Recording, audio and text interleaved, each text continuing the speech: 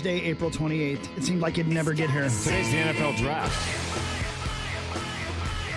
Good morning, everybody. Look over there. That's Charge. Hi, Charge.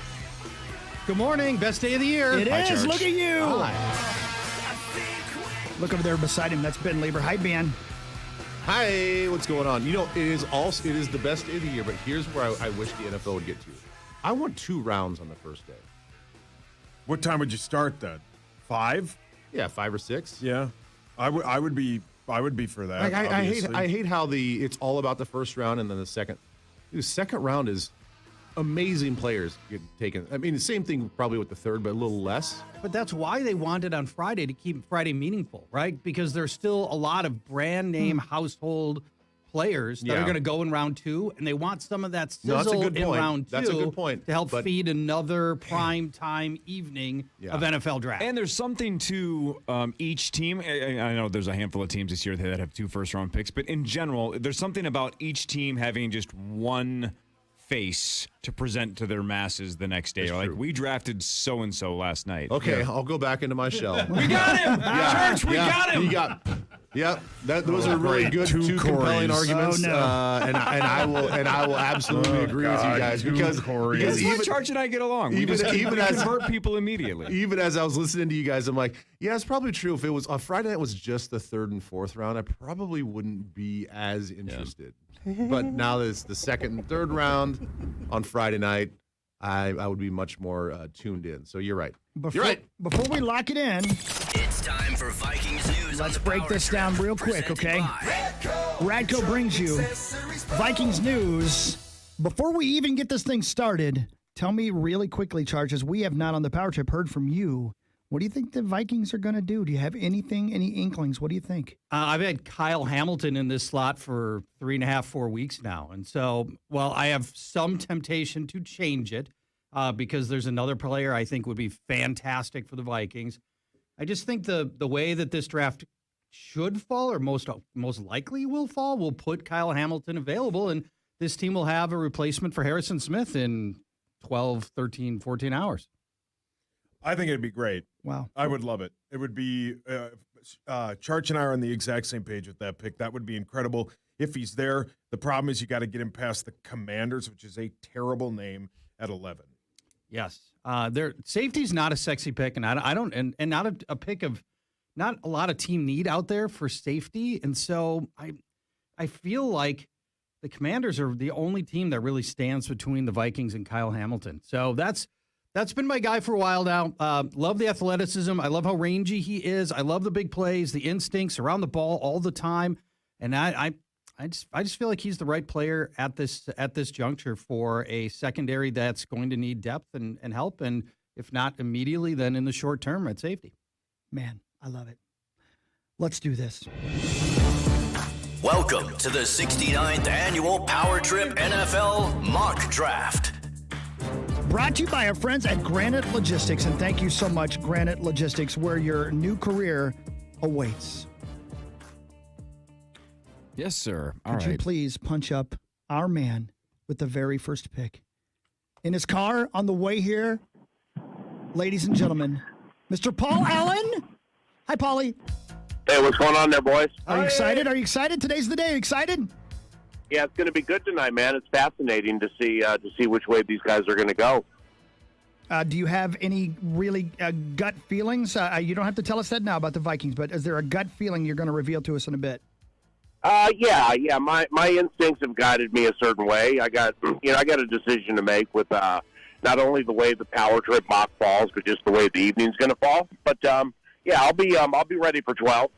Fantastic. Well, Corey, you've talked about it all week. They've been gambling in Vegas about who the Jacksonville Jaguars are going to take. Who's the guy on the board right now that's the leader? Well, so the last couple of weeks, Aiden Hutchinson has been the consensus number 1 pick. Everybody thinks he's the top prospect, and then all of a sudden, about 4 days ago, the Vegas line switched where Hutchinson went from being the favorite to the second favorite, and now the overwhelming Vegas favorite to go number 1 is Trayvon Walker. So whether or not the Jags do that, and whether they should do that are debatable, right? But it looks like that is going to be the pick, and that's where PA is going to have to start off this 69th annual Power Trip mock draft. PA, you are drafting for the Jacksonville Jaguars 2 straight years atop the draft. They took Trevor Lawrence last year.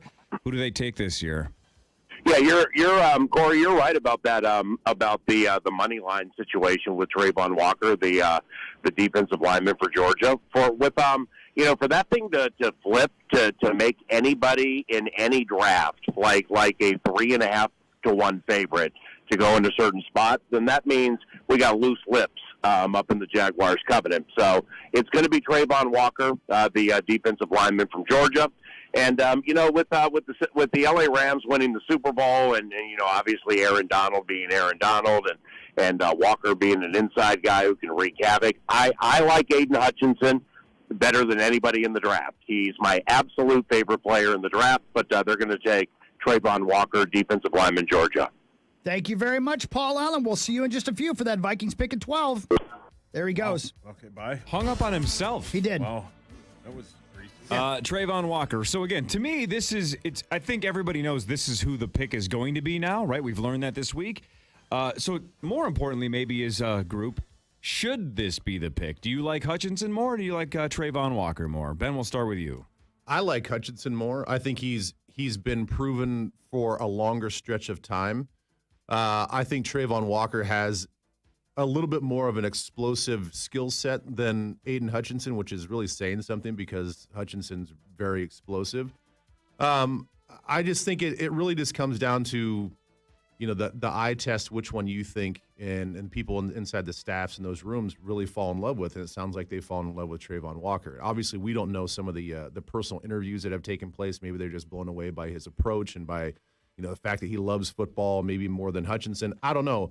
But when you look at the productivity on the field, I'm an Aiden Hutchinson guy. I think it's one of those situations. Don't overthink it. The guy's been phenomenal his whole time at Michigan. So I would take Aiden Hutchinson, but it sounds like the Jags are taking Walker. Church. So the Jags are trying to get the home run here.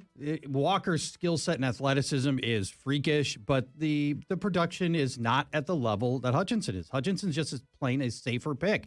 And if I'm the Jaguars, I would look back at 2 decades of misery and an inability to grow and mature players into being any better than they ever have been. And I would be more inclined to take the safer pick in Hutchinson on all the productivity that he already brings and all the leadership and the motor and everything that's already right for him. I think I'd have just taken it right down the middle of the fairway and taken the safer pick. But they're going for the upside and the athleticism and all the special traits that Trayvon Walker can bring to the table if they can build him out. I don't trust the Jaguars to do it. Mr. Greg Swedberg, what are your thoughts? It sticks in one half, dozen to another. You're paying for potential with Walker, and Hutchinson clearly has better production. I think the big winner in the whole thing is Detroit, if that's the way it works out, because if they could pick one guy out of this draft they wanted, it'd be Hutchinson. So. I think Hutchinson is just he's a victim of the offseason, and the spot between the end of the college season and the NFL draft is too long, and I think people just overanalyzed him. He should be the number 1 pick. All right. That takes Trayvon Walker off the board. He goes to the Jags in the Power Trip mock draft. That goes now to the Detroit Lions at pick 2, and that's Ben Lieber. So I'm a little miffed again. I think I ask this every year. The way that PA made that selection, he was picking as if he's guessing what they're going to do tonight, or are we supposed to guess what we would do if we were GM? I would say let's do it the way you think it's going to go, Yes. and then slash what you think they should do. Yeah, we can have both, but we will mark down what you think they're going We to can do. always have both. We drafted Trayvon Walker, or PA drafted Trayvon Walker. He said he would take Hutchinson, but he took Walker. So Yeah, that's what I'm a little. I want you to guess what the Lions are actually going to do, and then we'll ask you what you would do if you actually were just doing it. So who officially do you think is going to go second tonight? Well, I'm going to go against the grain a little bit. Ooh.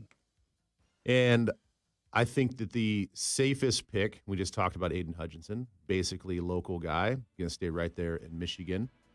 They need help at wide receiver. They've always needed help at wide receiver. Oh. So I think they're going to select wide receiver from Ohio State. Never mind. Never mind. I'm taking Aiden Hutchinson. I think they absolutely, in this scenario, will take Aiden Hutchinson. It's a no-brainer. Bossberg crossed it off twice. Yes! Got him! Full on Matt Millen taking a wide receiver second. That would have been on brand, but you're going with Hutchinson. Yeah, they definitely need wide receiver help, but they have the last pick in the first round. You can find a Pro Bowl caliber wide receiver. Hopefully, historically, obviously, later in the first, clearly later in the second and third rounds. So, yes, it's a top-heavy wide receiver class, but no need to take wide receiver at number 2. Take the best guy available on the board. An absolute need at edge rushing. Aiden Hutchinson stays in Michigan. You know, the Jags keep saying they hope this is the last time they ever draft number 1, right? Yeah. This will be the last time the Lions ever draft 32nd. Well said. Yeah. I mean, that's never going to happen again. All right, so Walker goes off the board first. Aiden Hutchinson goes second. Mark Rosen was supposed to select the Houston Texans at 3, but he chickened out. He legitimately got nervous and just called in sick because he didn't want to handle the pressure. So we are passing the microphone to Max. Hey. Fuller. Hi, Max. Hey, what's up, Max? How's it going, y'all? Houston has 2 picks in the first round at 3rd and 13th. So plus side for Houston, they have 2 first-round picks. They can address a couple of their most important needs. Unfortunately for Houston, they need just about everything. The Texans suck at every phase of the game, and I'm not just saying that because I'm a Titans fan. So I think the Texans could they could draft any position here. However, I think that Houston is going to go defense with cornerback Derek Stingley Jr. out of LSU. He's probably the most talented corner in the whole draft and can lock down an entire half of the field if he plays up to his potential. They could go Sauce Gardner here, but I think that might be a little high for Sauce. Thank you. If Houston does go offense, I think that they could take Akeem Ekwonu, yes, out of NC State. He can play tackle. He can play guard, exceptional pass blocker, damn good run blocker, super athletic, can just flat out flatten folks. But ultimately, I think Houston goes for a game-changing corner in Derek Stingley Jr. Oof.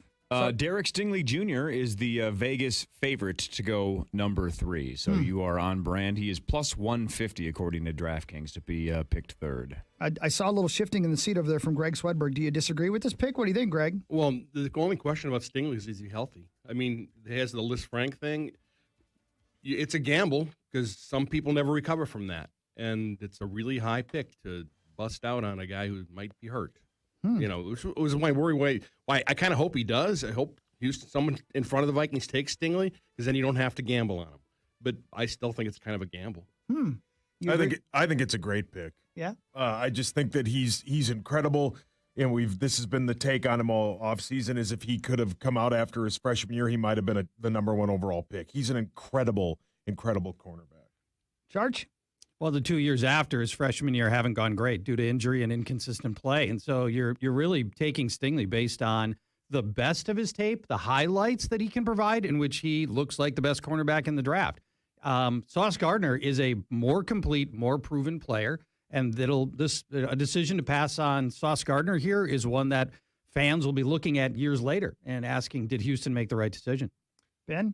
You know, I think a lot of this evaluation of Stingley has been pretty hilarious. If you watch the timeline from the end of the season to now, you know, he's falling down the draft boards. He's injured.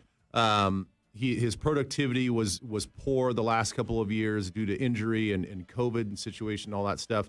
And you know, I've personally pushed back on that. I think his second year, his sophomore year, he came off an All-American freshman season. What do you think people are going to throw at him? His productivity is going to slip in the numbers and the box score. But I thought that he played well when he was out there, and he looked like a true number 1 corner. I thought the 3 games that he played last year before he got injured, now albeit it wasn't against great competition because it's kind of that preseason schedule and non-conference games, the dude was more physical and looked like a better player already from the year before. So I thought that his play actually continued to elevate. And then he goes out on his pro day and just blows it up and shows everybody that he is healthy. Look, I think the difference probably between Stingley and Sauce Gardner is Sauce has taken the Kayvon Thibodeau approach to this offseason, where he is all about the sauce. He shows it with his big chain that in all of his drip And it sounds like he really is trying to capitalize on a lot of the marketing stuff, where I think Stingley has had much more of a humble approach. I think that he seems to care more about the craft of football. And I think if the Texans take him as the first corner overall, I think it's because of his football approach, his more humble background, and the fact that he seems to love the game a little bit more than just the personal identity. Wow. There you go. So Trayvon Walker to the Jaguars at number 1, Aiden Hutchinson at Lions for number 2, and Derek Stingley, cornerback, to Houston at number 3. That brings up Nordo for the New York Jets. Hi, Nordo. Hey, how you guys doing? Hi, buddy. Happy draft day, everybody. Thank you. The New York Jets, I kind of love the way Max summed up the Texans. They do suck at everything. Similarly, the Jets, 28th in offense, 32nd, worst in the league defensively. They need everything. Cool thing for them, they got 4 picks in the top 38. The problem for them, they need everything, and this situation is such where they are making a pick where they believe they're getting the best of the talent at this position versus waiting later in the draft. They are selecting NC State tackle Ike Ekwonu, and the reason they're taking him is because Mekhi Becton might have some off-the-field sluggishness issues. He might be eating some of those Five Guys minus the lettuce wraps. It's been reported at most times last year, despite only playing 1 game, he was well over 400 pounds. They're worried about him not only staying healthy, but staying in game shape. Their other tackle is George Fant, and if he's your best tackle, you don't have a tackle. So Laken Tomlinson, Elijah Vera Tucker, I know they've gone to the well in the first round with the O-line at least a couple of times in the last 3 years, but they're adding Ekwonu because they can't run the ball. They need to protect Zach Wilson. They'll take Ike Ekwonu 4th overall. DraftKings has Aiden Hutchinson and Sauce Gardner both at 3-1 as the favorites to go pick 4. That's, of course, if Hutchinson slides. They basically said the Jets would run up and call his name. So Hutchinson and Gardner are 3-1, but right behind those two, Ekwonu at 3.5-1. So not that far off. Your thoughts, gentlemen, on Ekwonu going forth? I just don't think the Jets are going to go offensive line in the first round. And if they do, I don't know that it'll be at 4. I think it would be more likely to be at 10, or with that early pick in the second round. So they've already just put so much of an investment there, and they need so many things, and especially on defense, where the team really, really suffered. So for me, I think this would be a defensive pick.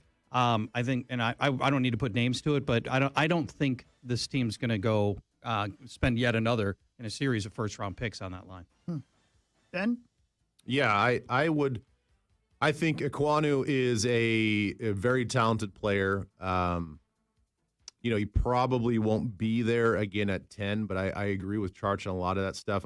With Thibodeau and Sauce Gardner that's still there, I think one of those would be the more safer pick, knowing that you have the number 10 pick right around the corner. Yeah, there's 3 really good tackles that are available. You would hope that one would fall to 10. Yep.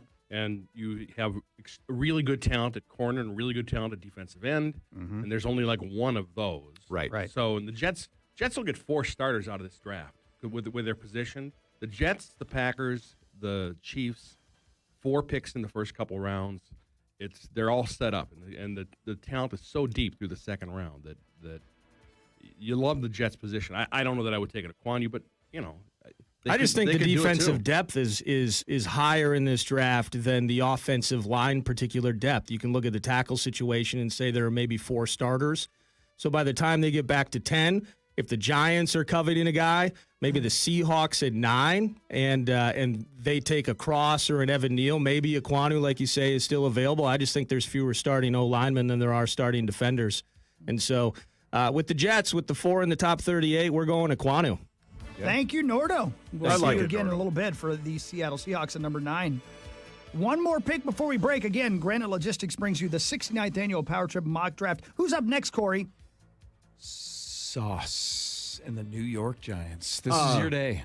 Hello. Time to shine. Glad to be here. The Giants have, like all these teams picking in the top 5, have a lot of needs. Ben and I did a mock draft on Monday, and we talked about how this could be a team to take a quarterback if the quarterbacks weren't that bad. I don't know why they keep investing in Daniel Jones. It's like why the management around here keeps investing in me. I don't get it. But Daniel Jones is not a good quarterback, and you can put enough lipstick on a pig and it's not going to work, but they're going to go back to the well again, and they are going to What's not going to work? The pig's not going to be employed, or the pig's not going to be attractive? What do you mean if you put a lot of... They keep drafting people to try and make him better, like last year when they took a wide receiver at 20 who now they're possibly going to get rid of. They keep drafting players to help Daniel Jones, and I think they do it again, and I think they take tackle Evan Neal out of Alabama, and they put him at right tackle, and they have 2 bookend tackles with Andrew Thomas and Evan Neal, and I think that's maybe their last hurrah at trying to help Daniel Jones, and I also think that whoever the quarterback is in the future will have 2 bookend tackles. Charge? I think it's a very safe pick. They've tried so many ways to fix this offensive line. God bless them. Dave Gettleman tried, draft picks, free agency. I mean, he's done so many things. None of it's worked out. Yeah. And so they still don't have a solve. It's hard to spend yet more capital on the offensive line, but it's remained dreadful, and they've got to make a change. Evan Neal, that makes a ton of sense here. Where are we at? And this is that you guys can answer about the offensive line and answer this question simultaneously, but where are we at with Saquon? Is it over for Saquon? They're rumored to trying to trade him, but coming off of back-to-back injured seasons, it's the feeling is that he just doesn't have that special burst and wiggle that he used to have that was just so outlandish, and it's all gone. It's all been sapped by injury. Oh. You guys know my obsession with the offensive line. Yes. It's I'm why on the whole Twitter, town sure. knows. Yeah. Yeah. So, have you seen Evan Neal? I mean, I know every Alabama player looks good in the tape. Yeah, they do. Because they're all so good. They're beating up on whoever they're playing. But Evan Neal, he's obliterating people. He is so good on tape. It's like the safest pick. I like him better than Okwonu. I think he's more versatile too. He's moving inside if you wanted to. Wasn't he 3 months ago projected to maybe be the number one Yes. overall Yeah, pick? yes. What happened then? He Why didn't is do he anything sliding wrong. back a couple of slots? It's the time between the end of the college football season and the NFL draft is so long, and these scouts need something to do. That's it. He's just been overanalyzed. That's all it is. The things that I kind of heard at the combine about Neal is that I think when you watch the tape of him, to your point, Swedberg, sometimes it looks like it's too easy for him, and that it looks like he's not trying. And when you get down, you sit down and with interviews with him, he interviews really well. It's just that Okwonu has like a little bit more of this like fire to him, and so they think that this passion gives him a little bit more higher of a ceiling. And I had heard from other some offensive line scouts there that they're like, if Neal didn't have that Alabama jersey on, he wouldn't be getting near the accolades. Wow. Now, that I think that sometimes is personal preference because I watch him on film too, and I'm like, the guy just makes things look easy. And I think that is a tribute to him just being in the right position, good footwork. He's got long enough arms. He's very strong. And I think that he just sort of makes guys look silly. And people think that he's just not trying, but he clearly is trying. I don't follow the offensive line situation of the Jacksonville Jaguars, but I know Trevor Lawrence was rushed a lot last year, so my guess is they can improve. Why are the Jags not going offensive line with pick 1? Well, they just signed Cam Robinson to a new deal, and they had been franchising him, and so they had a good, not great tackle that they already had in house. And then yesterday really tipped their hand when they signed him to a new 3-year, $50 million deal. And they spent a second-round pick a couple years ago on that right tackle from Florida. I forgot his name, but yeah, that's their right tackle. So they have at least they're decent, solid tackles. Yeah, They maybe yeah. need some interior help, but they're set at tackle. Yeah. Okay. That's a good answer. Thank you. Well answered. All right, so our Power Trip mock draft so far presented by Granite Logistics. Your new career awaits. Goes Trayvon Walker, Aiden Hutchinson, Derek Stingley Jr., Ekem Ekwonu, and then Evan Neal. The Panthers and Vosburgh up next. Then the Giants, Falcons, Seahawks, Jets, Commanders, and then PA will select for the Vikings. The Power Trip Morning Show returns after this on the Fan. KFAN Total Traffic. From the Quick Trip Traffic Center, here's a look at the roads. We've got an accident on 35W northbound at 90th Street. It's blocking the 2 left lanes. Traffic is tightening from 98th. 35E heavy with construction southbound from Maryland to 94. It's heavy with road work on 94 westbound from Johnson Parkway to Highway 52. Eastbound side is tight from Plymouth to 394. And construction delays on Highway 10 eastbound from Sunfish Lake Boulevard to Greenhaven Road. That's traffic on the Fan, sponsored by Speedway. Speedway is hiring, and they want you to join the Speedway team. Participating Speedway stores are hosting a hiring day on Tuesday, May 3rd, 10 a.m. to 4 p.m. Save the date and check out the opportunities Speedway has for everyone. Hey, it's Corey Cope. What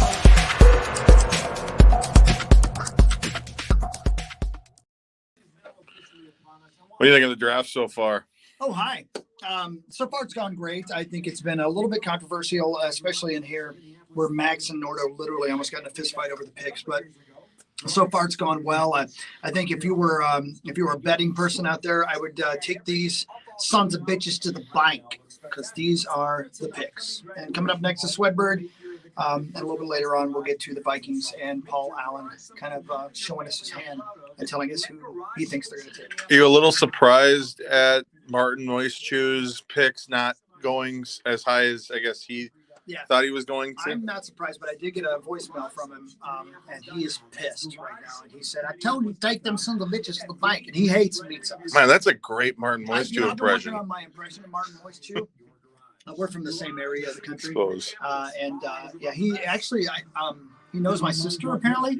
Oh, really? Yeah, I don't know. It's the weirdest thing. He actually called me from her apartment. Yeah, it's a weird thing. I don't know what's going on. He also knows Rosie as well, and he called me from Rosie's apartment the other day as well. And Rosie and my sister were at Rosie's apartment. Anyway, so I don't know, but so far so good. Feeling good about it. I know that Max is all riled up to take the next pick as well, and I want to thank Granite Logistics for sponsoring the Power Trip mock draft. And I've gotten a couple of people text me and say, "Is this really the 69th annual Power Trip mock draft?" Has the NFL been around 69 years? I think they just had their 50th. That's what I'm saying. So yes, it is. It's the 69th annual. You're damn right. Having fun picking for Rosie? Absolutely. Love draft day. Kevin Costner's amazing. Jennifer Garner. That is a great movie. Super hot. We should say this, by the way, Max, and we're sending our love to Rosie, who had to stay home today. He's got the crabs. And, really bad. And he's had them in his pubes for a long time, but they've made their way up to his head. So it's a real battle at the new apartment between Rosie and his crabs right now. He moved? He did move. He moved. Wow. Yeah, and he thought he had left the crabs there, but apparently he brought them with him. So, well, at least he doesn't have any pets that could maybe get into the crabs or something. You know, the cat didn't move with him. The cat stayed there. Oh no. Well, I don't blame the cat. Well, good job filling in, Max. Hey, thanks. Let's go check in on the studio. Bye. That's the control room. It's over. What is over, Sauce? Nothing, man. I can't wait. Hi, Chris Garland. Oh, no. It's NFL draft day. Let's talk to the experts. I mean, these are the experts. There's Bossberg. There's Corey. Everybody. What? We're live, right? Yeah, we're live. Bossberg, you have Is this on Instagram? No. No, it's in the stream. Well, the only thing worth never mind. We're live. I'm not going to say live. But Bossberg, you have the 6th pick. Yeah. You can't trade. Do you have a player in I would mind? like to trade down. Yeah, I think some smart ass on Twitter basically for wanting to trade down constantly. And I do. Was that me? But I won't do it. No, some other smart ass. That might have been me. So go. Can't wait. We're back in a few minutes, and we have the 6th and 7th pick. Who Bossberg has both of them back to back. He would trade both of them if he could. No, I would not. I keep the Giants pick. Giants have an absolute need. So there's Ben Lieber. Hi, Ben. Oh, hi. Do you have anything to say? I got nothing to say. Are you sure? Yeah. Oh, happy draft day. Yeah. How about that? Great movie. All right, guys. Have a great one. Good luck. Stick around. We're a couple minutes away from the second round of the 69th annual Power Trip mock draft. See you soon.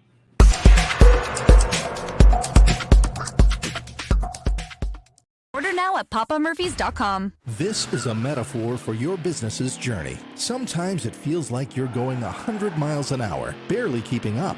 But to cruise through challenges, you need someone who's right there with you. That's what Dell Technologies advisors do. They have the Windows PCs and tech advice you need to get past whatever's in front of you and get where you want to go. Call an advisor today at 877-ASK-DELL. That's 877-ASK-DELL. A start to a simpler experience with Windows 11 Pro. 70% off installation labor plus 36 months no interest. Go to buildersremodelers.com. The radio home of the NFL Draft and the Minnesota Vikings. FM 100.3 KFXN. Minneapolis, St. Paul. Minnesota's home for football.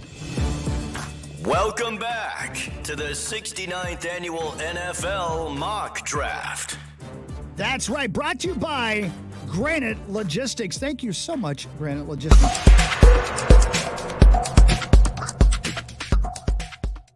I think there's been a little bit of controversy, but everybody's still I felt like talking the room over there. hated Nordo. Yeah.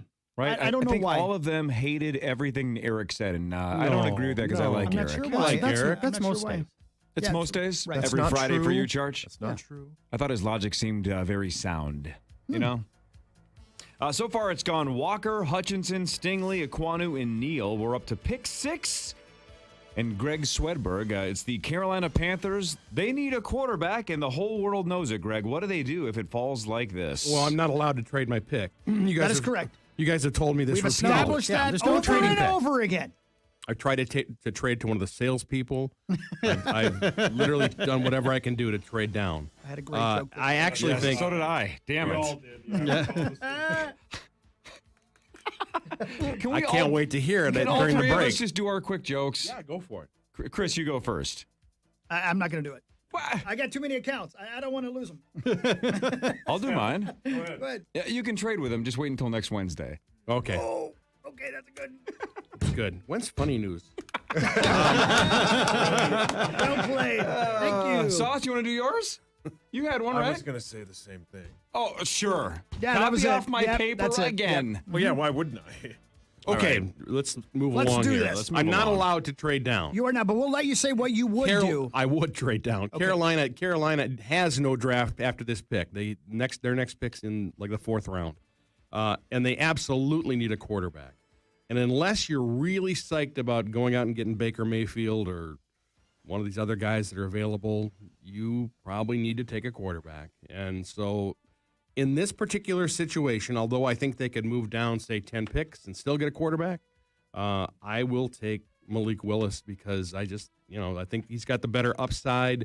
I think people fall in love with like how he, the potential for being really good. I don't particularly think he's going to be really good, but I do think that he has potential to be really good. So, and they need a quarterback and they don't have one. So, while I really not sure that this is going to happen in real life, I'll take Malik Willis. So the weirdest thing about, I believe, the draft odds on DraftKings when it comes to pick 6 and just the quarterback situation in general is almost everybody thinks that Willis is going to be the first quarterback off the board. But at pick 6 specifically, Kenny Pickett is 5-1 and Malik Willis is 8-1. So maybe there's this belief that the Panthers happen to like Pickett more, but the rest of the NFL likes Willis more. Paul, your hands up. I think the Pickett steam is, and Ben, you can maybe say this if this is right or not, but Matt Rule, what's it called when you're a college recruited Kenny Pickett, and then there's some other the GM of the Panthers like knows Kenny Pickett, or there's some connection by both of them to Kenny Pickett, and that's why I think he's favored. And how do you guys feel about this? I think I mentioned this 2 hours ago, but Todd McShay was on SportsCenter this morning and said a couple of months ago he thought that Malik Willis could have gone as high as 2nd in the draft to the Lions. Then it went all the way down to 6 with Carolina. Now the steam, according to the Kuipers and McShays of the world, is they think that the first quarterback might not be off the board until pick 20 with the Steelers. So the quarterbacks continue to slide. So that's why Greg's, of course, saying in a real situation he would be trying to trade down, but we don't allow that in the mock draft. Otherwise, it would be chaos. Isn't it true, Corey, that like us, a bunch of the GMs walked out of their meetings with him and said they had no idea what he talking about? See, you should have done the salesperson joke. All right, Lieber and Charge, your thoughts on Pickett versus Willis. I did want to give. I get it. I got it. Yeah. It was good. Thanks. You nodded like in my wife. agreement when you thought the first quarterback was going to the Steelers at 20. Why do you feel? I'm looking at Charge. Why do you feel like that was like the right opinion by some of these experts? There's no quarterback in this draft that grades out anywhere close to pick 6, or pick 20, and probably not pick 20. If you took all the quarterbacks from this year and put them into last year's draft, none would go in the first round. Zero chance, I think. So nobody grades out anywhere near this spot at quarterback. And now, when you get down to your quarterback, your next tier of quarterback needy teams, Pittsburgh and the Saints. All right, at that point, you're paying half a round to get your quarterback, and they just grade out so much better to be there. There are parts of the game for Pickett, Willis, Corral, and Ritter that anybody you can look at and go, These guys are clearly have massive deficiencies in some parts of their game, and they don't belong to go this high. And it's just. But in the case of Carolina, it's different, has no draft. They don't have a draft. They don't have another pick until round 4. So if they're going to solve quarterback and you can't trade, then I understand why you took him here. But I think in reality, no quarterback's going to go until that 19. How much does the Matt Rule hot seat impact pick 6? A ton, I would assume. That's why I feel like a quarterback. I agree with Swedberg. I think it's going to be Malik Willis if they can't trade down. It's because of Matt Rule. He needs an out. He needs a quarterback to come in, not only to hit and make him look good, but I think that if that quarterback can compete and maybe win the starting job within a couple of games of the season, he feels like he's got a little bit of an out. He's like, well, hey guys, I'm dealing with a rookie quarterback here, And if that quarterback shows a little bit of upside and some market development in year 1, then I think that he buys himself another year, and that's why I think it is. And the tricky part about this is obviously in this scenario we can't trade down, but you have to overdraft the quarterback because the next best available guy maybe is Charles Cross, and I think that you're overdrafting Charles Cross at 6 as well. So you're overdrafting either way in this scenario. All right, let's go around the room quickly because Sauce, you mentioned this during the commercial break, but let's bring this part on the air. Let's say this is exactly how it falls tonight: Walker, Hutchinson, Stingley, Ekwonu, and Neal, and the Panthers want to move down. Let's ask all of you a name. If you're the Vikings at 12 and you think you have a trade partner with the Panthers, and the Panthers will move back to 12. You could move up to 6. Maybe we have a new era with Kwesi, and he's aggressive enough to get up there to 6. Give me the name you would be willing to jump 6 spots to go up and get if it falls like this. Ben, we'll start with you. Or you just no. You're just saying that's it's not worth it. If there's a guy in this scenario that's still there that I'd jump to is Thibodeau. If they're in what is he in? He's a defensive end from Oregon. Okay, yeah. Thank you. Thibodeau or Sauce Gardner, I guess in this scenario, he's still on the board. You'd be willing to move up to either of those? I mean, I wouldn't, but I mean, if they've had fallen in love with one of those two players, then I could say, well, that makes sense. I mean, we need help at both positions. Sauce Gardner for a lot of people is obviously going to be a day one starter, and Thibodeau until he finds his role. He's going to be a disruptor wherever you put him across the defensive line. Charge. Sauce. I would move for Sauce. Assuming you don't have to pay so much. He's just a day one lock man starter I can just put him on my opposing team's best receiver and roll the rest of my defense somewhere else. It's just he would unlock tons of flexibility for the secondary. He's a special player. Ben brought up, is he cocky? Yeah, he's cocky. So is every receiver you're going to go against. Mm-hmm. That's part of that position. Is you need your cocksure wide receiver.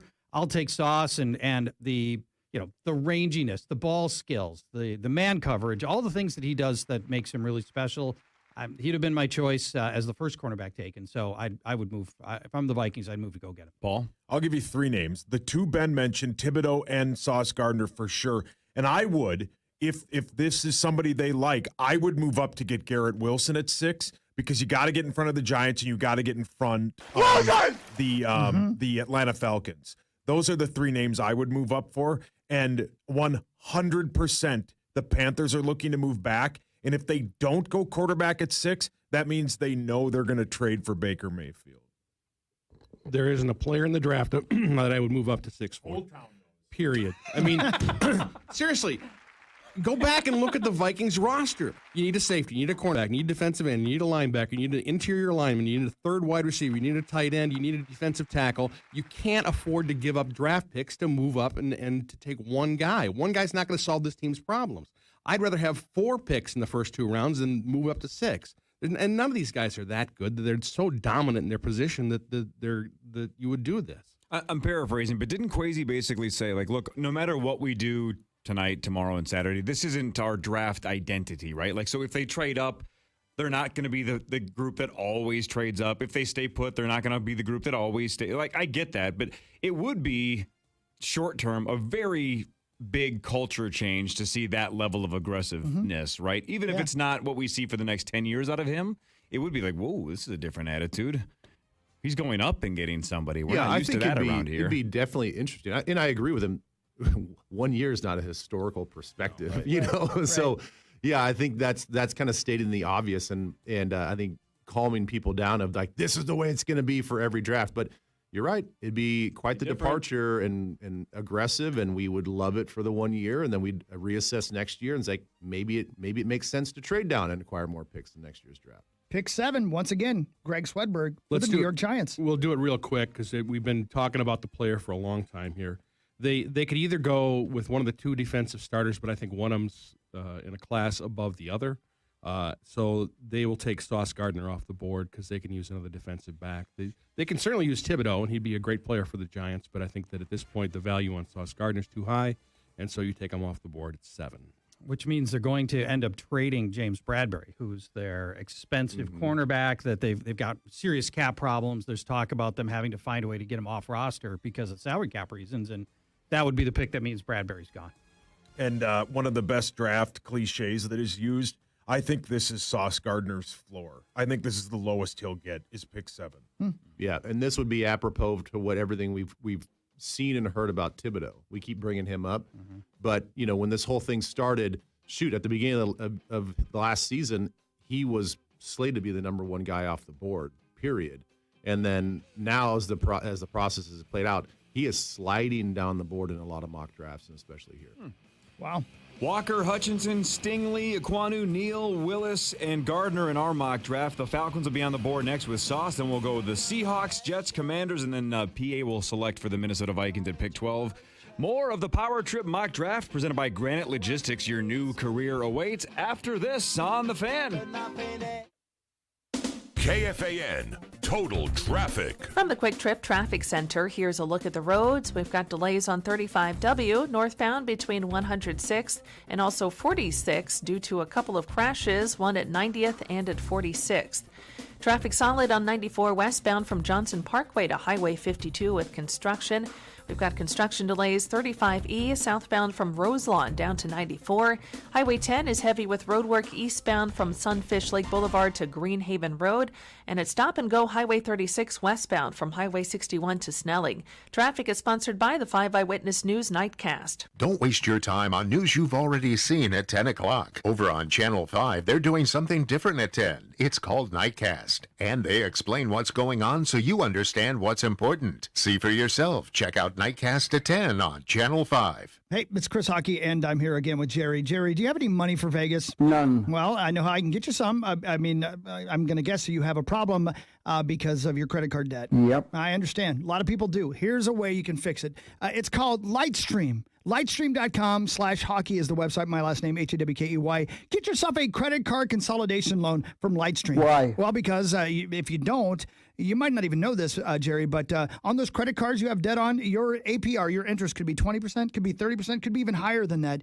You can get a credit card consolidation loan from Lightstream and roll your cards into one low payment at a fixed rate as low as 5.73% APR with auto pay and excellent credit. Why? Well, that seems obvious, Jerry. I mean, you would do that to save yourself some money. You know, the loans range from $5,000 to $100,000. Does that sound about right for you? Yep. Okay, good. See, now go to lightstream.com/hockey. And again, with Lightstream, you've got an option that will actually work for you to get rid of that credit card debt. Apply now. You'll get a special interest rate discount and save even more. Why? Well, because you want to save money. Lightstream.com/hockey. It's LIGHTSTREAM. Lightstream.com/hockey. Subject to credit approval. Rates range from 5.73% APR to 19.99% APR. Include 0.50% auto pay discount. Lowest rate requires excellent credit. Terms and conditions apply and offers are subject to change without notice. Visit Lightstream.com/hockey for more information. Thanks, Jerry. My name is Deidre. I work out of Blaine for waste management. They're my family. I do have several customers I see at least once a day that I talk to. Start a career at Waste Management today. Go to careers.wm.com. Achieving expert rider status has never been easier. Rider training courses from basic to expert are available. View course options and enroll today at motorcyclesafety.org. A message from the Minnesota Department of Public Safety. Meat Sauce here for my amazing friends at St. Croix Casino Turtle Lake. It's finally here. What is sports betting? It is finally open. The Book Sports Betting Lounge is now open at St. Croix Casino Turtle Lake. It's just a short drive from the Twin Cities. You will be able to bet on pro football, basketball, baseball, hockey, events wagering, and much, much much more. They have amazing food, incredible craft beverages, and VIP seating and 360-degree viewing on giant HD TVs. It's open now. More at GoPlayWin.com. St. Croix Casino, Turtle Lake. Find your fortune, buddy. I'm here with Ann Tressler, principal attorney at Tressler Law. Ann, what would you tell our listeners about DIY divorce? I can't tell you how many DIY mistakes have come into my office. People think I have a house and retirement, this will be easy. Do you know if you have non-marital assets? Is your spouse hiding or depleting assets? What happens to your pension, your stock options? What is income for calculating child support? How should your schedule look for your kids? I've been doing this for 22 years now. We can tell you what your case really involves. Thanks, Ann. To learn more about Tressler Law or to schedule your free 1-hour divorce consultation, visit TresslerLaw.com. Hi, this is Ted Farrell announcing Haskell's Spring Sale. We've selected thousands of wines, beers, ciders, and seltzers to get you ready for summer. These deals are too good to miss. The Haskell's Spring Sale is going on now through Sunday, May 1st. For more details, go to Haskells.com. Paul Bunyan Plumbing and Drains. You've heard about our legendary service. Well, here's a legendary deal. Call and get your main line cleaned for only $99 with no trip fee. Visit heypaul.com for details. We'll fix anything with legendary care. Luther and LutherAuto.com. If you are looking to sell your vehicle, there's no better place to go than Luther. And, of course, they are looking to sell vehicles to you and lease vehicles to you. I've been buying or leasing for a decade, but if you are looking to flat out sell a vehicle, Luther's the place to go. Great customer service. I've been to so many locations over the years, in the last 10 years. Always been treated right, and that's going to be the case if you are selling your vehicle as well. And it's this simple. Find a location today, drive in, and say, could I get an offer, please? And they'll give you one in about 15 minutes. It's fast, it's simple, it's safe. And the best part about it is you do absolutely nothing. All you do is kick your feet up and have a cup of coffee. They'll take a look at your vehicle. And then once you okay it, you're like, yeah, it's a sweet deal. Let's do it.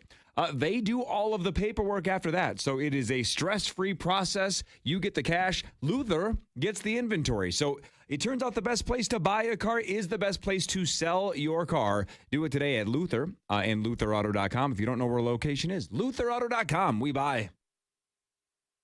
Surprise mom with long stem roses dipped in gold and platinum in every birthstone for each child. Just $79 at Arthur's Jewelers. This report is sponsored by Hilltop Camper and RV. Fan forecast. From the Profile Weather Center, partly sunny, then a chance of rain today and a high of 49. Hey, it's Guardsy. The Hilltop Camper and RV open house is April 27th through the 30th. As a thank you to its loyal customers, Hilltop is offering special pricing on select RVs and in-stock accessories. Enjoy free food and beverages provided by Route 47 Pub and Grub at the Fridley location. Hey, it's Guardsy from Bumper to Bumper with Dan Barrero. Coming up this afternoon, we preview night one of the draft with Ben Lieber and Sean Salisbury. Join us at 3 right here on The Fan.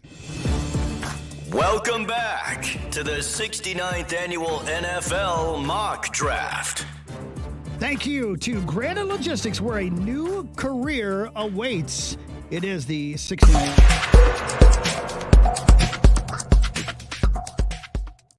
Vikings fans. And we're headed in that direction. Paul Allen will pick for the Vikings at pick 12 a little while from now.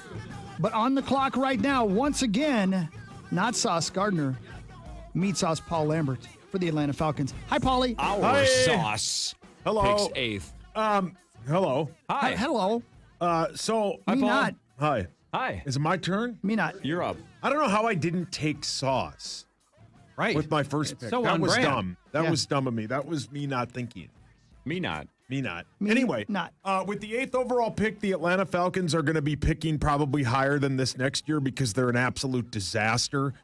They have nothing but time on their hands. They also will probably be up here again next year when there are like 4 good quarterbacks who will go in next year's top 10. So the Atlanta Falcons at this particular moment and where they are sitting, they stop the fall of Kayvon Thibodeau and they take Kayvon Thibodeau at the 8th overall pick. All right. Let's go around the room. Charge. Well, he's certainly requisite of the pick by numbers, but this is not a big team need for the Falcons that could use help a lot of places, and this is not the top of the list. They need a tackle. They really need a wide receiver. So, I have no problem with the pick because Thibodeau is the best player left on the board.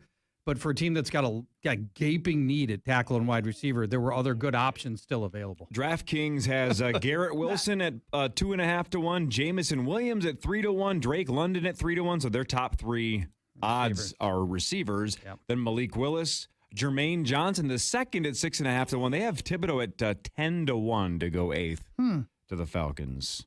Yeah, that's interesting to me because I think Thibodeau is the best pure pass rusher left on the board. But I would agree. Well, I don't know. I during the break I was kind of talking to Swedberg a lot about the idea about receivers being taken high. It's still a pretty big gamble to take a receiver super high in the draft, knowing that there's a lot of good receivers that become all pros and Pro Bowlers in the second round and later on. And obviously there is a cutoff there. But look, I probably would have leaned towards Garrett Wilson, but I'm a big fan of the disruption that Thibodeau can create.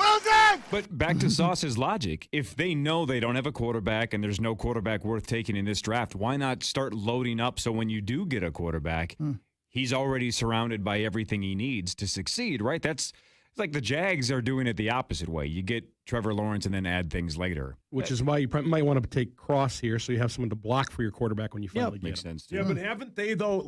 Aren't they basically the old Lions of the offense? What the Lions were to wide receiver, Atlanta is to offensive line. Haven't they spent like 5 first-round picks on offensive linemen? I mean, I think their whole offensive line last year was 5 first-round picks. Well, Lindstrom and Matthews are both quasi-recent first-round picks. And I think that in this situation, you do take the best player available, and I think then it's a toss-up between Garrett Wilson and Thibodeau in my eyes. So I think a Charles Cross again would be another reach if they went offensive tackle. All right, let's do this quickly. Let's keep trying to keep a Vikings angle to all this. If this was the first 8 tonight, Walker, Hutchinson, Stingley, Ekwonu, Neal, Willis, Gardner, and Thibodeau. Even though we're still 4 picks away from the Vikes, how would you guys feel about this falling well or poorly for the Vikings? How would we feel at this point? Is this good for us? I don't or think bad it for changes. us? I honestly, right now, I don't think it changes much. So far, this is pretty on par. I was going to say the same thing. It's probably going to fall this way in general. Yeah, maybe not these exact picks, but Exactly. I think there's Outside of Willis, maybe? Yeah, there's like 10 guys that are pretty much the top 10. And I don't think it affects the Vikings much. But how about but to your point about Willis probably not being the pick at 6, right? You would have traded down. It would be a good thing, right, for at least one quarterback to go before 12. So if Willis gets picked, that's a good thing, right? I think Vikings fans should be excited if Willis goes off the board that before position 12. group is you want at least one going on. It doesn't matter if it's Willis or Pickett. It's just you want one of them. Did you just say you think there's going to be 2? Yeah, I would think. I don't know how. I mean, like I said earlier, there's an argument with the Falcons thing.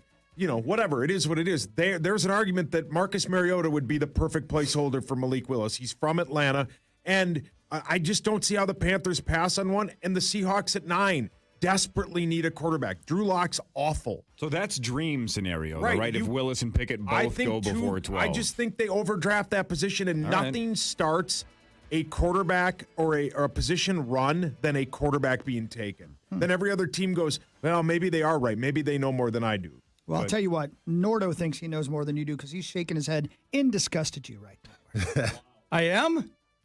I was trying to start a little something. I would be surprised if they take Kayvon, only because the team picking at 9 really freaking wanted Kayvon, and now they have to deviate from their plan and go somewhere else. So that's the way that I look at it. But I love shaking it up. Way to shake it up, Saucy. Shake it up. Who sings that? The Cars. Oh, wow. This is like listening to Casey Kasem right to the left of me. Right to the left. Yep. I'm not.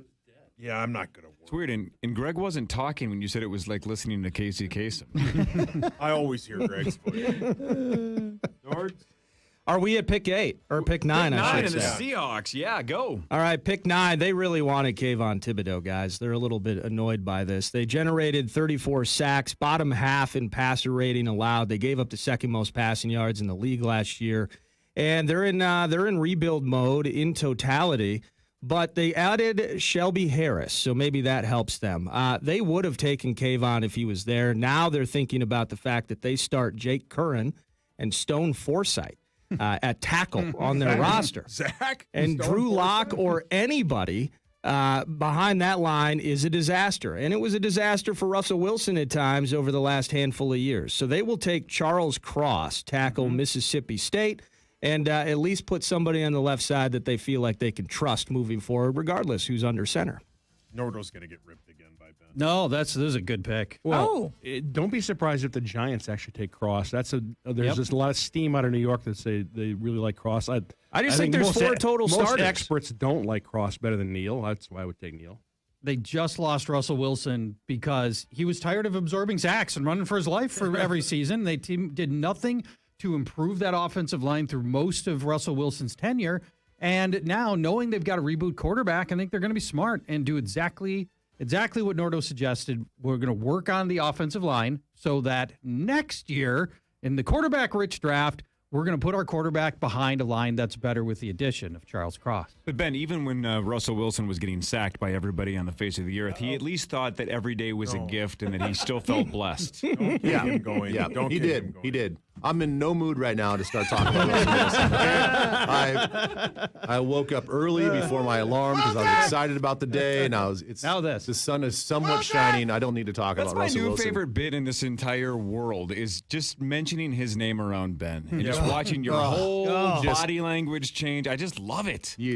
God, you see a real gag reflex. I really do. Oh, here comes Zach. Easy. All right, so Charles Cross goes pick 9 to Nordo and the Seattle Seahawks. Now we're down to the first Ben. Your hands up. One thing Go that ahead. I will keep in mind here, I do think that Charles Cross is the right pick for Nordo and for this situation, but don't sleep on the fact that they look at linebacker, because when you look at maybe the top-rated defensive players still on the board, there's 2 linebackers that absolutely could go, and you got Dean and you got Devin Lloyd out of Utah. Yeah. And there's one thing that Pete Carroll loves about that defense is linebackers that can fly around, and that defense has been atrocious the last couple of years. And of course, Wagner's gone. And Wagner's gone, right? So if you're looking at maybe best available defensive player, I would not be surprised if one of those linebackers goes in the top 10. You're good at this.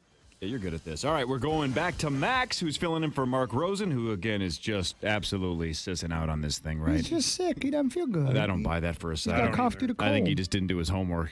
Oh, how dare you? The New York Jets of Anaheim picked 10th, and it's Max. Hi, Max. Go ahead. Hey! Well, Nordo just talked about shaking it up, and I think the Jets are going to shake it more than Megan Thee Stallion and Lizzo combined with this number 10 pick. There are several reports suggesting that the Jets are the front runners in a potential trade for Deebo Samuel.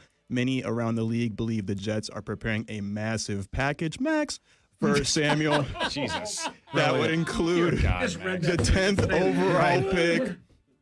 In a pre-draft presser when the Jets starting QB, Zach Wilson, he was asked about a potential trade for Deebo Samuel. He seemed like he was all in on it. So I think that is actually the more likely possibility that they use the 10th overall pick in a trade for Deebo Samuel. And obviously they're interested in wide receiver. They were reportedly interested in trading for DK Metcalf as well earlier in the offseason. If they do keep the 10th overall pick, I think they go wide receiver. They could go Garrett Wilson out of Ohio State. Fantastic speed threat. He could have an instant impact that right away for Zach Wilson. However, the Jets are more than likely going to be in another rebuilding year once again. So there's not really a rush. So they could go Jamison Williams out of Alabama, who, of course, is coming off an ACL injury, but has maybe the highest ceiling of any receiver in the draft. If neither of those two are there, Drake London out of USC could also be a good option. If they don't go offense, I think they're going edge rusher to pair a nice edge rusher with Quinnen Williams on that defensive line. Jermaine Johnson, the second out of Florida State, could be a good pickup there. But I think ultimately the Jets pull the trigger on a blockbuster trade for Deebo Samuel. But you got to make a pick. You got to make a pick. Oh, that was a long way to go for no pick. Yeah, you got to have a pick. Okay, I say Garrett Wilson. Finally, Garrett Wilson, gone. Which isn't a bad pick. Why would you trade for Deebo Samuel and pay him $30 million when you could just draft Garrett Wilson and pay him rookie money? Right. Yeah. Anybody? Yeah, I agree with that. But I also agree with you, Max, that is the hot rumor of the day, that the Jets are the ones that are going to trade for Deebo Samuel. They have a ton of cap space, I think, as well, and they have that rookie quarterback they don't have to pay yet. I could see that happening. No chance Sauce Gardner gets the Jets and they don't take him. None. Their cornerback needy team. Sauce is on the board. Sauce is gone. He's gone. Who took Sauce? Giants. 7. Thank you. Yep. Yeah, I think I like it. It's fine. Ben, anybody? No, I think in this scenario, absent a trade and whatever, I think Garrett Wilson is. I think he's the best wide receiver on the board, and they need help Why not just kind of build up that offense, whether it's Zach Wilson chucking the ball down the field the next couple of years or not? I think they're going to have a dynamic wide receiver in Garrett Wilson. Fantastic. What a marketing opportunity. Wilson to Wilson. Wilson to Wilson. Yeah, like WW2, you could call it. What kind of ball are they throwing? Probably a Spalding. Brilliant. All right, here we go, Ben. Everything for the Vikings rests on what you do for the worst named team in America. You hate the New Orleans Pelicans. Yeah, that's the worst Is it my basketball. The Seattle Kraken I is thought maybe LA had the number 2 pick. Kraken is the best one. You have the Washington You know what to do here anyway, Commanders at pick 11. Ben Lieber and the Commanders. How do you spell Commanders? Make it painful for the Vikings. Left. Right. Well, look, you guys have heard me talk about Kyle Hamilton before. I just don't see the value necessary in drafting a safety, especially a box safety in the top 10 or top 11, really, in this scenario. And I really think that he does have speed issues. He's not tremendously good in the open field, and I think this has become a passing league where you have to be able to play in space. And so, I think the Washington Commanders desperately need a defensive player. But I think they're going to take Drake London, wide receiver. Ooh. DraftKings has Jamison Williams at plus 250, so 2.5 to 1. Same thing with Garrett Wilson, Drake London at 3 to 1. So again, even if you are going Drake London, Ben Lieber, they have the top 3 odds, all wide receivers. So they also think the Commanders are going skilled position. Charch, Swedberg, Sauce, your thoughts on Drake player London? I got on this pick. Yeah, that's a good pick. They're gonna. I mean, they're gonna take the guy that can help Carson Wentz, and if not, they'll be picking high again next year. Let's go all around the And room it quickly. creates a good scenario for the Vikings because if 2 of those wide receivers go, there are wide receiver needy teams, especially towards the end of the round. And there's 2 good ones left, real good ones left. All of a sudden, there is a market for pick number 12. How do we feel on Jamison Williams being potentially, again, maybe the number 1 wide receiver off the board if he doesn't tear his, was it an ACL? ACL, yeah. And now we already have a handful of them off our board in the mock draft, and there's other ones still remaining. How do we feel about Jamison Williams in general, and especially if he's on the board at pick 12? Would you guys gamble? When we have Jefferson and Thielen now, and this is potentially a replacement wide receiver for a year or 2 down the road anyway, how do we feel about Jamison? It's a luxury pick that the Vikings can afford to wait, which is the reason to take him, is if he misses this whole year, the Vikings passing offense will be fine without him. That said, they're right. So, I mean, there's a lot of other needs, and I think with Kyle Hamilton and Jordan Davis, the 2 defensive players I'm really enamored with, they're on the board. I'm not moving. I'm not moving. I might move down a little bit so I can still get one of those guys, but there's too much talent left on the board for me to take a luxury pick like Jamison Williams. For the Vikings. And Ben mentioned it, but we kind of glossed over it. We're changing to a 3-4, right? So we probably need another linebacker. And there's a really good one sitting there now, the kind of guy that can run sideline to sideline and cause some sort of damage, and you need one. So you all of a sudden Nakobe Dean comes into the conversation here. I still think this scenario, and I'm not allowed to trade down in this draft, but I sure as hell would be. I sure as hell would be thinking about getting whatever I can get in terms of the 2nd and 3rd round to move down 5-6 spots yet, because you're still going to get the same kind of player you're going to need. Yeah. It's the value is there, but you got to find a trade partner. Yeah, that's the thing with all these. You look around the league, there's a lot of teams that are even ahead of us that would like to trade down. Even behind us, they would like to trade down because they feel like there is a lot of value, and you want to acquire high end picks, not a bunch of 6th and 7th rounders. But I think this is the ideal situation. If you had a dance partner, you absolutely trade down, try to get another 2nd rounder or 3rd rounder. But in this scenario where we're not going to trade. One of the top end linebackers. I'm probably more of a Devin Lloyd guy because he gives you a little bit more blitzing, versatility. But do you go with the hometown kid? I mean, a lot of people think that he's the next best edge rusher on the field and on the board. So does Jermaine Johnson just stay right here at home? Marcus Spears yesterday on NFL Network said that if he had the 1st overall pick, he would take Jermaine Johnson with the 1st pick. Whoa. With the first pick, he thinks he has the best hands. He thinks he's just the best defensive end in this draft. And I think Jermaine Johnson is a guy that is going to go in the top 7 tonight. He's incredible. He's really good. Go ahead, Greg. So if you figured, we have all these needs: safety, corner, defensive end, linebacker, interior lineman, third wide receiver, tight end. You're not going to get the top level. You don't need the cornerback here. There's no cornerback worth taking here. You could take a safety here and fill that and solve your safety for a long time. You could take a defensive end here. You could take a linebacker here. I mean, I think that there's a lot of choices here, and the Vikings have a lot of options. It'll be interesting to see what they think, because I think Jordan Davis is a stud too. I mean, he's a defensive tackle. Plus, he's also a big country music star. That's a huge bitch. Who was that? Who just growled over there? Andy loves Swedish fish. Oh, okay. He does. That's even better. Yeah. Oh. Well, that's a horse of a different color. Well, now then. I think we should find out what the Vikings are thinking. And, of course, we have the guy here who knows that. Ooh, we'll have to break and find out. So, the way that this has gone, Trayvon Walker, Aiden Hutchinson, Derek Stingley, Ekim Ekwonu, Evan Neal, Malik Willis, Sauce Gardner, Kayvon Thibodeau, Charles Cross, Garrett Wilson, and Drake London are off the board. When we come back, we'll get PA's take based on the way it fell in our mock draft, and then we'll get his take on what he thinks they'll actually do tonight. Paul Allen picks for the Vikings after this on the 69th Annual Power Trip Mock Draft presented by Granite Logistics. Your new career awaits. Hey, it's NFL draft coverage with PA 9 to noon. Every defensive player I look at for the Georgia Bulldogs, even like deep in the draft, I'm like, damn, let me get my hands on these guys. NFL Draft. All the takes and talkers 9 to noon on The Fan.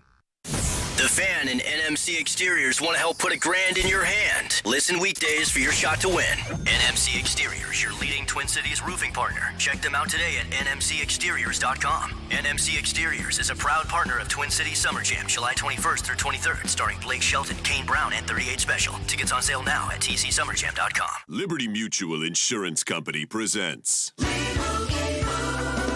and Doug. Check it out, Limu, a roadside carnival. Step right up, folks. Test your strength. Come see the fire-breathing baby.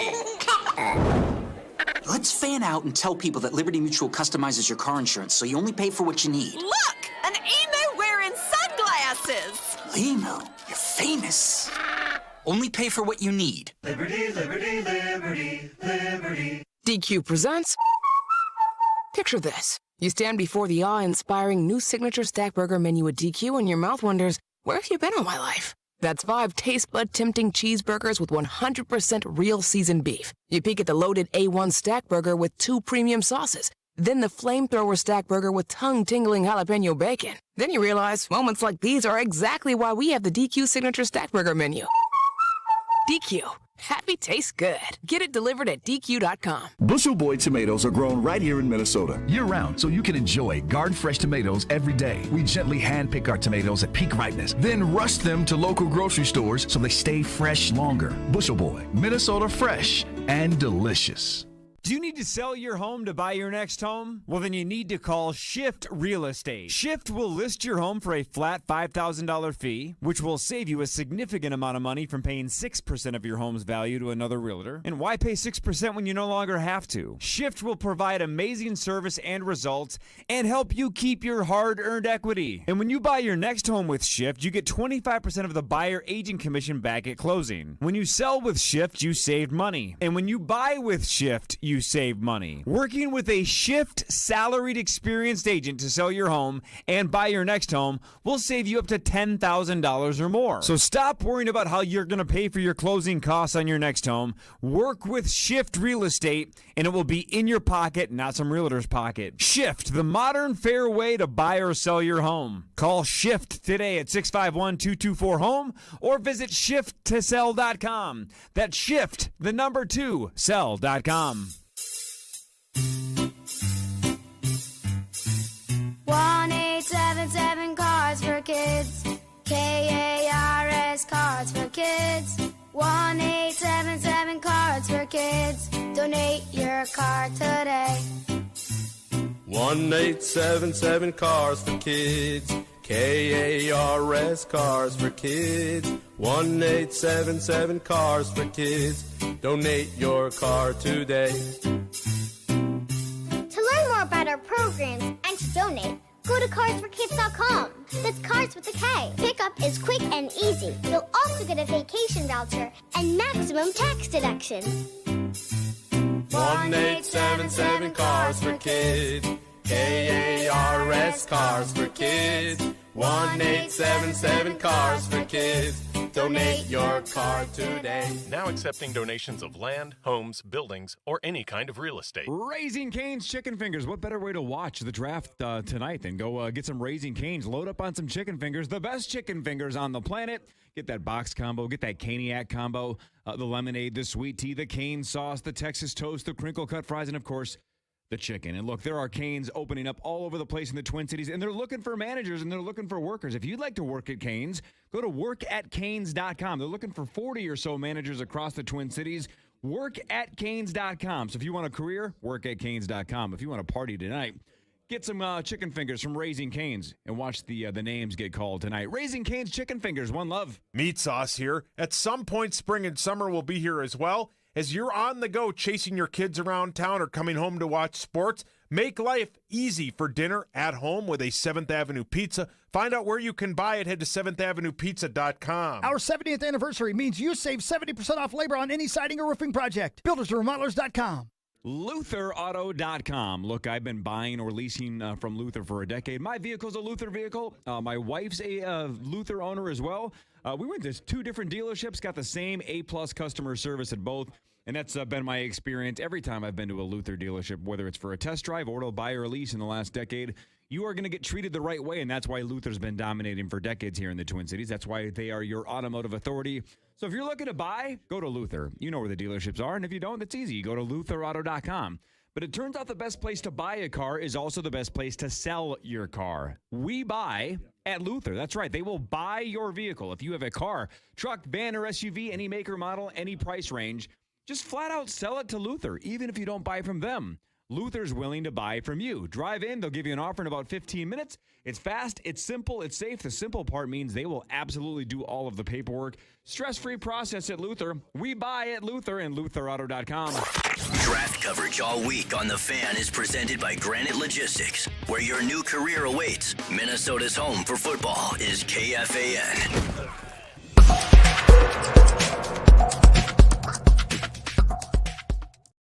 Draft. Here we go. Thank you again to Granite Logistics, where a new career awaits.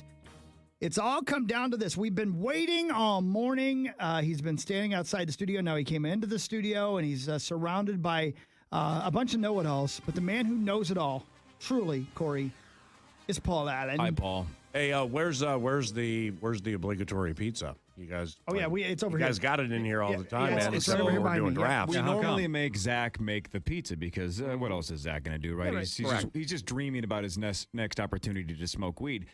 True. But he's running all the video stuff right now, so Yeah. he's a little bit busy, but we do have a bunch of 7th Avenue pizza. If you want one, just have Zach make one. Okay, for sure. I'll Have put you been him on listening? it. Have you been listening? Whole thing. Trayvon Walker went first to the Jags. Aiden Hutchinson went second to the Lions. Derek Stingley Jr. third to the Texans. Ekim Ekwonu, is that how you say his first name? Ekim? Is that close enough? Sure. Jets fourth. Evan Neal fifth to the Giants. The Panthers took Malik Willis sixth because we don't allow trades in this mock draft. The Giants seventh took Sauce Gardner. Kayvon Thibodeau went eighth to the Falcons. Charles Cross ninth to the Seahawks. Jets took Garrett Wilson 10th. Commanders Drake London 11th. If this is the way it falls tonight, as likely as that is, who knows? What would the Vikings do in this scenario, in your opinion? Well, in this scenario, then, man, I mean, this scenario is really tough. Where at this situation, Kyle Hamilton absolutely has merit with the Minnesota Vikings with the way this has fallen. But I don't think it's going to go that way this evening. So for the sake of the mock, then I would go with Eden Prairie's Jermaine Johnson at 12, 6'5", 262. With the three, that's a huge bitch. With the 3-4 that I do believe they're going to be running, not only as a base, but maybe a little more than some people think. I really, really like his position flexibility. That's per the Power Trip Mach 69 as a defensive end in a 3-4, and also some stability at edge, and like with Za'Darius and Danielle Hunter and DJ Wanham backing them up. What do you think? I like the pick because, just because we have Za'Darius, I think we've all talked about this a lot. He's on a 1-year deal, basically. He's actually on a week-to-week deal. Yeah. There is. It's getting shorter all the time. Right. Well, I think that's the way the Cut him contract. tomorrow. That's really what the contract looks like. I think because of his back situation, he agreed to basically being paid for the games that he plays in due to his back injury. So if his back is a problem and he doesn't play, he doesn't get paid. So that's a really team-friendly deal, which tells me that, look, there is some concern from the team and from him. Why would you sign that deal if you're on a week-to-week deal? So we need depth. We need guys that can push and compete on the edge and stop the run. And stop the run. And I he's think really good against the run. He's a finisher. Outside of Aiden Hutchinson, I think Jermaine Johnson is the best run-stopping first defensive end / edge guy there is in this draft. Thibodeau's not really that guy. He's a disruptor. He's more of an edge, trying to get to the edge. I think Jermaine Johnson absolutely fits the need here. PA, we keep talking about wide receiver at 12 because Jefferson's going to be extremely expensive pretty quickly here. The Vikings are going to have to back up the Brinks truck to pay him. Yeah, they'll pay him. They have to, right? Yeah, That's just the market will. now. They will. But this is essentially the idea that this is Thielen insurance. Right? Maybe a year or two from now we move on from Thielen, right? Theoretically. I think because wide receiver definitely has merited 12 tonight. And I believe Garrett Wilson, if he's available, and things fall the way we're looking at it, Power Trip, mock draft-wise, or legitimately this evening, I think you got to get to what they truly believe in KJ Osborne and Amir Smith-Marset. And, when Kwesi Adolfo-Mensah, the new GM, had his press conference the other day, he offered up that wide receivers coach Keenan McCardell in the draft room said, guys, we don't need a receiver at 12. And I was flabbergasted that he offered that up. A, if it's accurate, I'm surprised he offered it. And B, I just feel it's subterfuge. If it is, it's brilliant. Right. Yeah. And so therefore with, when you have this offensive head coach and the offense is good to very good, but it can be very good to one of the 5 best in the NFL if you hit on the right guy here. You definitely need to pick and choose your defensive spots as the draft goes on. But, you can take something good here and make it markedly better with the right wide receiver. But, when it comes to actually what I think will happen tonight, outside of the Power Trip 69, the steam where I'm strongest is I absolutely believe if Derek Stingley is available somewhere around 12, that there would be a trade up possibility. Now, it's Ben said it and everybody around here knows it, but his position coach at LSU, Durante Jones, is the Vikings defensive backs coach. And it's just, I've just known for a few weeks now that they really, really are infatuated with him. But, I don't think they believe that he'll be in the neighborhood to trade up with it making sense. Now, the number one scenario, or 1A, would be trading back. And I really, really believe they want to trade back to 20 with Pittsburgh. We started talking about it 9 to noon about a month ago after we got back from the Combine, and I caught wind that Mike Tomlin is quite infatuated with Malik Willis, and they might want to come up and get Willis if he's available at that spot, because the team behind you quite likely could take a quarterback despite having Davis Mills and taking him the year before last year. So trade back specifically to 20 would be option 1. Derek Stingley, if he's somewhere around there, find him. And then fortifying the front 7. See, is with OTAs underway, Chandon Sullivan, the Packers receiver, the free agent, if he can play outside. So now you got to get to, what do you think of Cam Dantzler? And does he have position flexibility? Because if they believe he can play outside, I know there are nickels they like in deeper rounds, which means cornerback does not have to happen here, specifically if Sauce Gardner and Stingley are gone. So keep that in mind as they move forward. But the way things are going to fall tonight, I believe Garrett Wilson from Ohio State would be the preference at 12. And then behind him would be Jamison Williams, the wide receiver from Alabama. And then behind them, Jordan Davis, the defensive lineman from Georgia, where he's a nose, and you got a couple of noses already, specifically in Harrison Phillips. But I feel there are some with them who believe Jordan Davis can be a 3 technique and can wreak havoc from the inside with like 4, 5, 6, 7 sacks. So that's what I'm looking at tonight. Wow. Charge, you're infatuated with Jordan Davis as well. I am.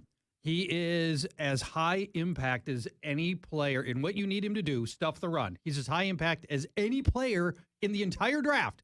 He was the literal anchor in the best defense in college football. He is a national championship winner. He won the Outland Trophy. He won the Chuck Bednarik Defensive Player in all of college football award. He is, he will be the new. We will bring him back to Williams Wall when we bring in Jordan Davis next to Phillips.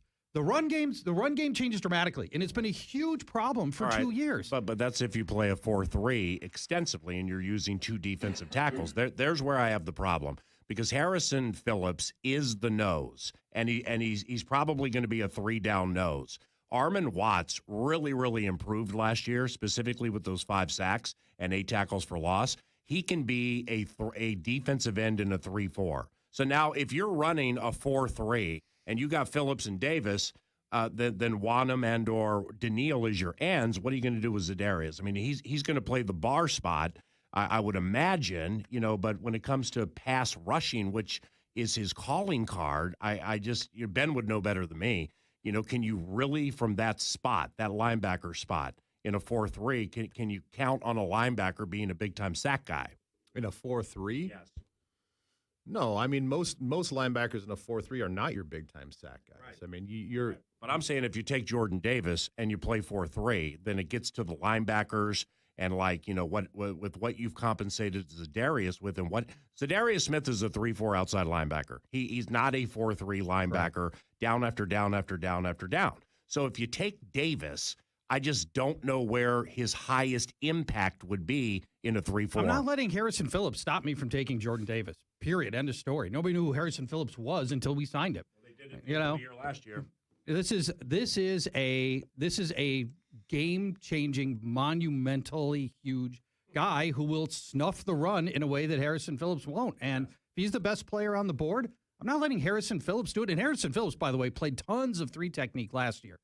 He can be more of a 3 technique tackle if you want him to be. He stays healthy. Jordan Davis is a pure 1. He's a nose tackle who they flexed once in a while out to 3 technique, but he is just your prototype gigantic blob who absorbs a bunch of tacklers, and the linebackers behind him, there's a huge gap behind. The area behind him, nobody's coming. You don't have to guard that part of the field. I love Jordan Davis. Yeah, I don't mind Jordan Davis. My concern at pick 12, do you go for a guy that's going to get 25 snaps a game and it's basically going to be on first and second down? He has virtually no pass rush ability. Yes, he can bull rush, and I know that we look at our own offensive line and we are susceptible to the bull rush, and we know how disruptive that can be to quarterbacks. So I'm not saying there's no value in that, but to me, I think he's super valuable. I just think you're passing up other big-time talent at 12 if you go for a guy like Jordan Davis. All right, quickly, because we're in the final 60 seconds. PA, really quick, if you got a second. Yeah. Give me your most likely scenario that actually happens. So not what you want to happen. Give me your most... Garrett Wilson, wide receiver from Ohio State, yes. Greg, you? Most likely actual thing tonight is what? This sounds... my actual scenario is they are going to trade back. So trade down is option A. Yeah, absolutely. They're going to go back in the draft, if at all possible. Got it. But if they stay, it's Wilson. Otherwise, you think option A is trade back. Greg? I think it's trade back. Okay. I think it's the best value. It's the smartest thing to do. I just don't know if they'll find anyone who will trade with them. Charge? You can trade back 5 picks and get any of a variety of great players like Jordan Davis, who we were just arguing about. So, yeah, I'd trade back, and if they hold the pick, Kyle Hamilton. Okay. Ben? Yeah, I'm 60-40 trading back. I think they'll trade back if they can find a dance partner. Hard to tell. I wouldn't be mad about Jermaine Johnson at all. But I do think that if it comes down between one of these high-end wide receivers and Jermaine Johnson, I think they go wide receiver. Sauce. I think they take Kyle Hamilton or Jamison Williams. All right. We will find out tonight, and we'll have it covered 5:30 to 9 tomorrow morning. Of course, we'll play initials tomorrow morning as well, but we will be draft-heavy tomorrow morning. Chris, the 69th annual Power Trip Mock Draft is in the books. It's in the books. Thank you again to Granite Logistics, where a new career awaits. Thank you all. 9 to noon is next. See you tomorrow.